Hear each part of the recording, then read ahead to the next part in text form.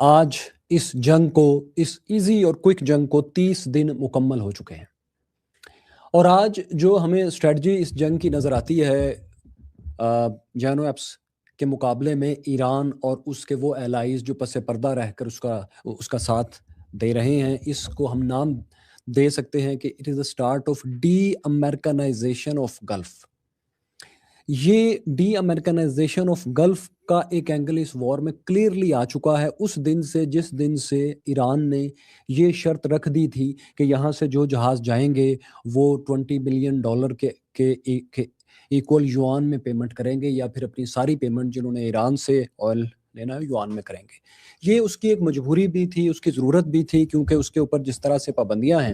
اگر وہ یوان میں پیمنٹ نہیں لیتا تو اس کے اوپر پابندیاں ہونے کی وجہ سے اس کے لیے بہت مشکل ہے کہ وہ اس پیسے کو، ڈالرز کو، امریکہ سے ریٹریو کر سکے، کیونکہ اگر ڈالر میں ہوگی تو الٹیمیٹلی وہ امریکن سسٹم میں جائے گی،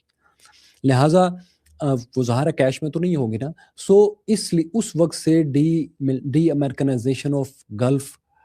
اس خطے کی، اس جنگ کا ایک نیا نام ہے۔ اب آپ اس فکرے کو اکثر سنیں گے کہ یہ بیٹل آف ہرمز ہے، جس کا ایک future goal, long term goal de Americanization of Gulf ہے۔ اچھا، یہ وار کیوں لمبی کھچے گی؟ اسی لیے کھچے گی کہ یہ ڈی امریکنائزیشن اب صرف امریکہ کا گول نہیں رہا،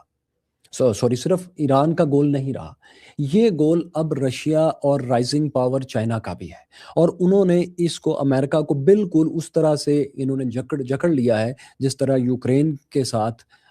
ویسٹرن پاورز نے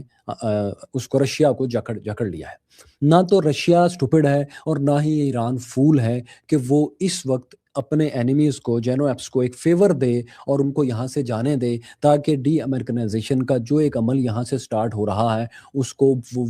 وہ روک دیں، بلکہ اس کو ری انرجائز کر کے ان کو دوبارہ یہاں پر لے کر آئیں، کیونکہ اس وقت 13+ امریکن بیسز